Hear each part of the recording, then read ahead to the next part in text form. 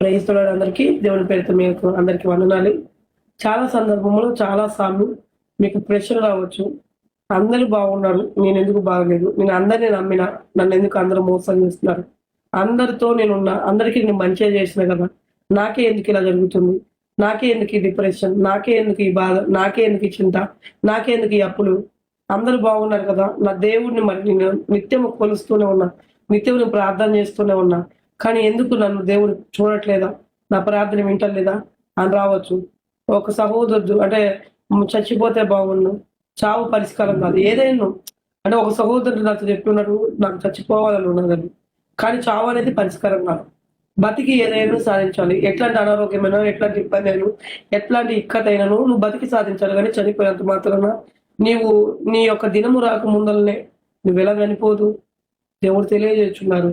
దేవుడు ఖచ్చితంగా నేను నిర్మించి ఉన్నాడు. నేను నిర్మించినాడంటే నీ దినము రాకముందలే నువ్వు ఎలా చనిపోగలుగుతావు? మరి దేవుడి చిత్తం నెరవేర్చుకున్న నీ జీవితంలో ఎట్లా నువ్వు చనిపోగలుగుతావు?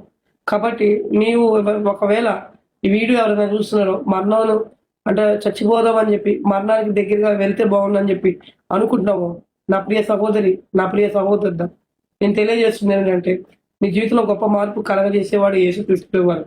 ఎన్నో సమస్యలు రావచ్చు, ఎన్నో ఇక్కత్తులు రావచ్చు, కానీ నీవు దేవుని మీద భరోసా ఉంచు. ఇప్పుడు దాకా నీ స్నేహితుల మీద భరోసా ఉంచినావు, ఇప్పుడు దాకా నీ బంధువుల మీద భరోసా ఉంచినావు, ఇప్పుడు దాకా నీవు అనేక మందిని నమ్మి, ప్రియుడు నమ్మొచ్చు, ప్రియురాలు నమ్మొచ్చు, లేకపోతే నువ్వు అనేక మందిని నమ్మి నువ్వు భరోసా ఇచ్చినావు. కానీ నువ్వు దేవుడి మీద ఎందుకు ఈ లాస్ట్ సారి నువ్వు దేవుడి మీద ఎందుకు నువ్వు నమ్మలేకపోతున్నావు? ఒక లాస్ట్ అవకాశం దేవుడికి అవకాశం ఇవ్వచ్చు కదా. నీ జీవితంలో దేవుడిని ఆహ్వానించినట్లయితే దేవుడు ఖచ్చితంగా నీ జీవితంలో గొప్ప మార్పును కలగజేస్తారు కదా. నువ్వెందుకు అవిశ్వాసంగా ఉన్నావు? విశ్వాసం కలిగి ఉండు. నువ్వు అనేక సార్లు భయపడొద్దని చెప్పి బైబిల్ గ్రంథంలో రాయబడి ఉంది. ప్రతి చిన్నదానికి నువ్వు భయపడాల్సిన పని లేదు. ఎందుకంటే నీ భారము దేవునికి అప్పచెప్పు. అప్పుడు నువ్వు అది తేలిక అవుతుంది, నీ యొక్క మైండ్ కూడా ఫ్రీ అవుతుంది. కాబట్టి నువ్వు చనిపోవాల్సిన పని లేదు. దయచేసి నీ మరణం విరమించుకోమని ఈ ప్రభు పేరుతో నేను అడుగుతున్నా అండి. God bless you. Praise the lord.